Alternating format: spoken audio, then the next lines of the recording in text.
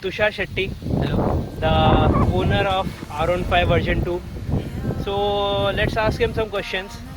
So how many kilometers have you done? I have done about 21,000 kilometers till now, and it's been like 2 years. Yeah, enjoyed. And how is the machine, man? As you know, Yamaha is ultra refined. It's a Japanese, so I've had no issues with the engine. The R15 is a track oriented machine, right? Yeah, exactly. So how is it around the corners? Well, it's great. The frame, as you know, it's a perimeter frame. It holds the bike very well, and also the tires are super grippy. It's an MRF revs and nylon zapper. It holds really well in the corners and in the straights as well. Okay, and till now, how many modifications have you done? I haven't done much mods on my bike. Only few which I would like to mention here is first the K&N air filter, which I have installed for sound, for the bike to sound much better, and it does. And I've done few stickering jobs. Besides that, I haven't done actually. Yeah, one thing I forgot to mention are these LED lights. The stock headlights weren't up to the mark, so I installed the LED lights for better visibility. You can check this out.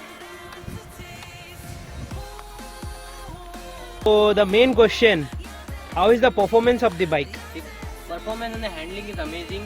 I have done about 141 kilometers an hour once, and the bike can do easily about 120 kilometers an hour on the highway.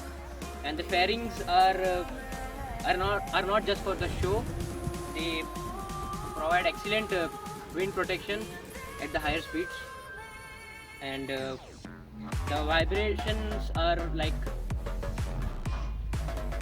they don't exist actually on this bike. In the rear seat, it seems that the pillion is not at all comfortable. So what is your opinion? No comfort at all, because the pillion seat is really high and it's really hard. So it's like it's pain in the ass literally.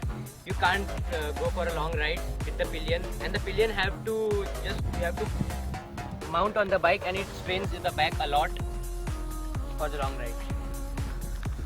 So do you want any more improvement from the R15? Yes, quite a few.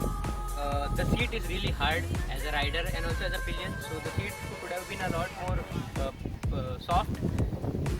The riding position, I don't complain about the riding position. Yeah, it's perfectly fit for the track. Important thing is the ABS. Yamaha should have given ABS, because the brakes have a good bite, so it has a good stopping power, but it also needs ABS, and both in the front and the rear, both the brakes lock up easily. So how is the R15 on the maintenance side? The maintenance is fairly expensive as compared to the other bikes in the same segment. The parts and the other things are also very expensive, as they are being imported from Indonesia.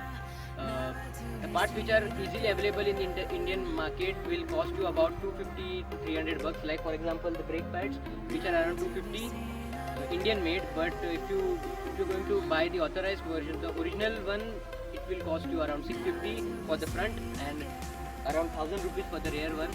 So yeah, it's a bit expensive. And yeah, Tushar, the main question, the Indian mindset question. कितना देती है भाई? This bike being a fuel injection, it gives me roughly around 40 to 45 kilometers per liter on highways, and around 35 to 40 roughly inside the city. Yeah, it's a decent mileage.